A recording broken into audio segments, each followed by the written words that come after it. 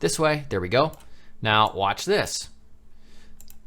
It doesn't, when we drag it in, sorry, I shouldn't have hit play yet because we haven't done anything. When we drag it in, we have this option of hover to like turn it to a hover state or whatever. That's not necessarily what we want. You're gonna see why this hover little toggle switch becomes important in a little bit.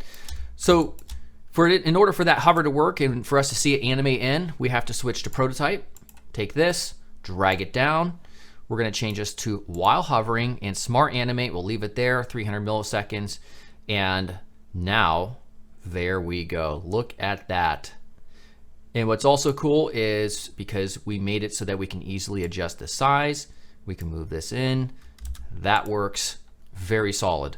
Now, what about if we wanted to change the height? That works as well.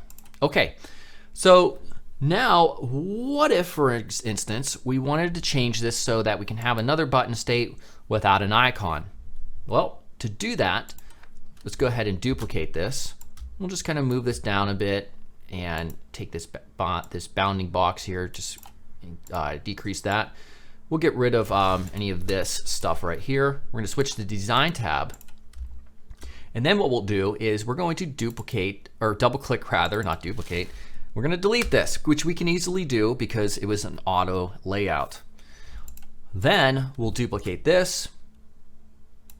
And we wanna make sure we access the correct layer here. When we open this up, we wanna come out to rectangle 4. We don't wanna choose the mask group and try to change that color. We wanna change it to the hover state color. And again, it would be a good idea to add these to the library and all that stuff if this were a real project. So we'll change this to that same color.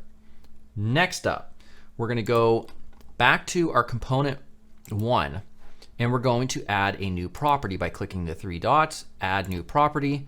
We're gonna put icon, and then we're going to, over here, specify icon is false.